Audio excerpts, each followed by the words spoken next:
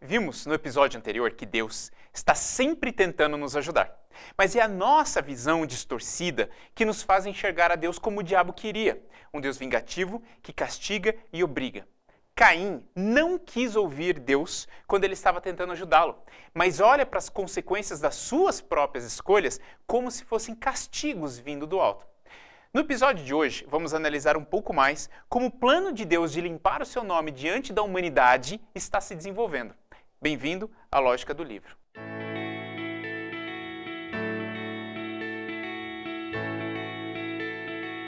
Cerca de 2000 anos depois de Caim e Abel, chegamos na história do dilúvio e vemos que a humanidade quase que inteira está corrompida. Podemos entender algumas coisas aqui. O plano de mostrar a verdade para a raça humana não adiantou muito. Mesmo com uma proposta de salvação, mesmo com um plano de escape, mesmo com uma segunda chance provida pelo Altíssimo, o ser humano escolhe quase que unanimemente votar novamente no inimigo de Deus. Quando a Bíblia fala que Deus se arrependeu de ter criado o homem, esse arrependimento não significa o nosso arrependimento.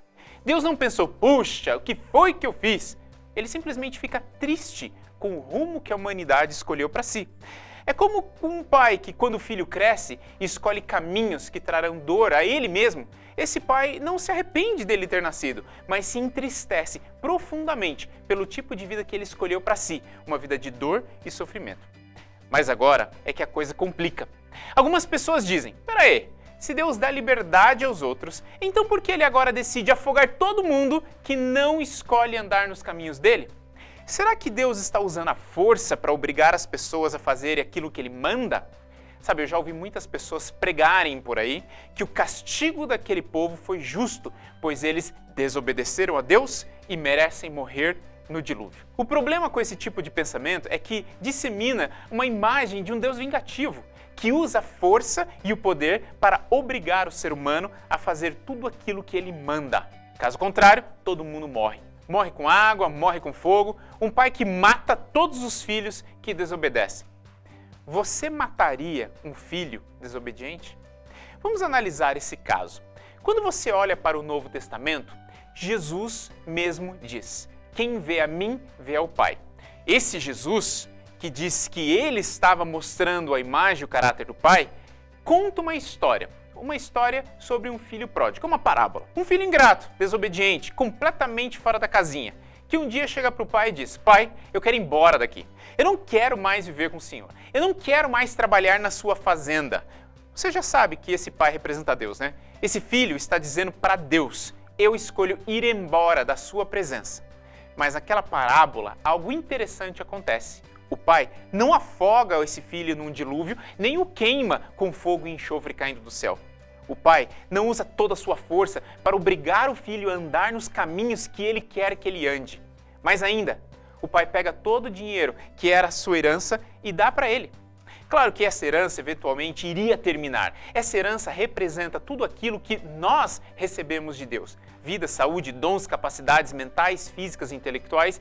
O problema aqui é que a parábola representa muito bem que quando nós estamos longe da fonte, os recursos terminam. Eles sempre terminam. O que o pai faz quando seus filhos deliberadamente vão embora, torrando a herança? De acordo com essa parábola, o pai senta na varanda de casa e espera o filho voltar.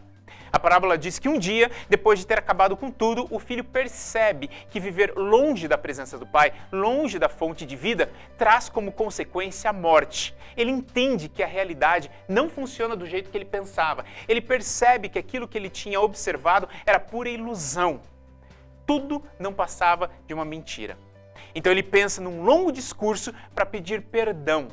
Ele não era mais digno e queria trabalhar para pagar a sua acomodação. Veja, o filho vai voltar para casa, mas ele tem na mente dele que ele precisa trabalhar para pagar para viver.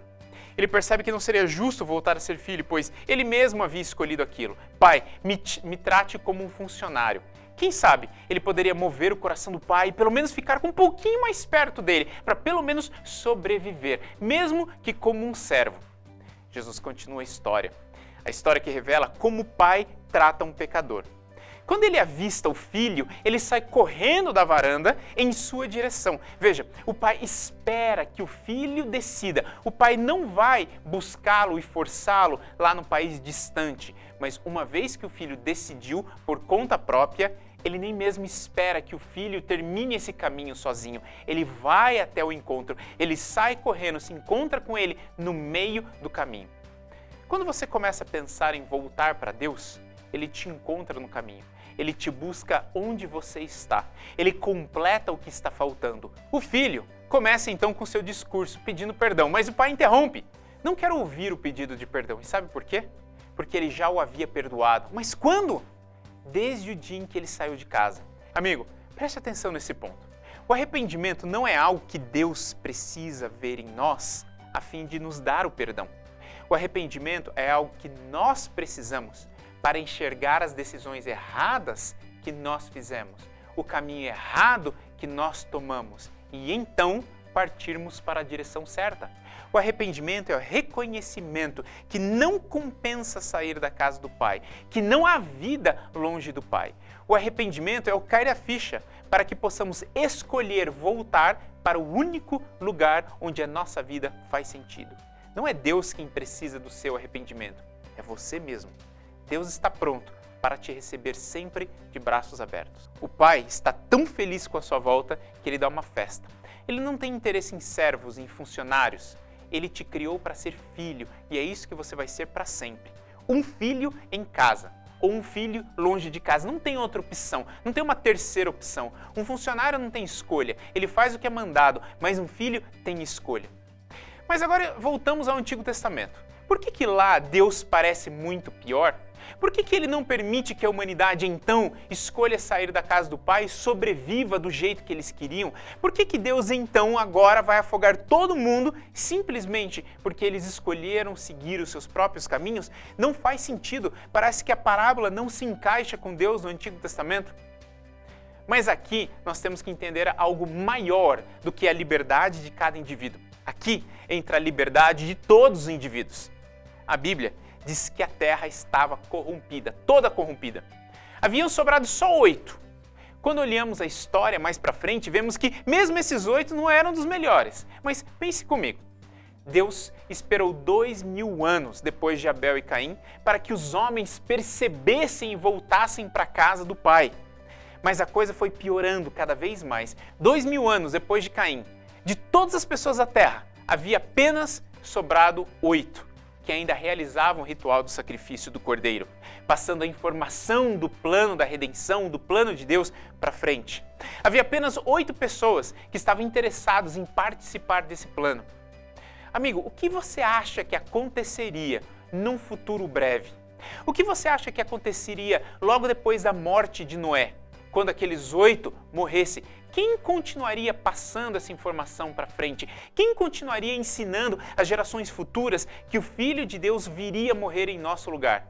Pior, de onde viria Jesus se não houvesse ninguém para ser sua família, para ser a sua mãe, seu pai? Quem contaria para você e para mim sobre a alternativa do plano da redenção? Veja que se Deus não intervisse na história naquele momento, não haveria mais história para ser contada. Deus esperou até o último minuto, até a última geração, até que não tivesse mais jeito. Todos têm o direito de viver como querem, mas quando a decisão deles começa a comprometer a minha opção de eternidade, então Deus interfere. E mais uma vez, Deus não matou ninguém. Ele disse, pessoal, eu preciso dar um reboot aqui nessa terra. Se continuar desse jeito, o plano da redenção vai simplesmente se perder. Quem quiser pode entrar na arca. A escolha é inteiramente de vocês. Eu vou dar para vocês 120 anos para vocês pensarem e decidirem. Veja, Deus leva muito a sério o fato de deixar a porta sempre aberta. Sem o dilúvio, nós seremos como as gerações futuras de um filho pródigo que nunca quis voltar para casa e nunca ensinou o caminho para os seus filhos. Gerações futuras do filho pródigo que nasceram num país longínquo e que desconhecem a existência de um caminho de volta para casa do avô. Deus nunca deixaria isso acontecer. A liberdade dos antediluvianos termina onde começa a minha liberdade. Deus precisa que todos saibam que existe uma saída, que existe um caminho de volta.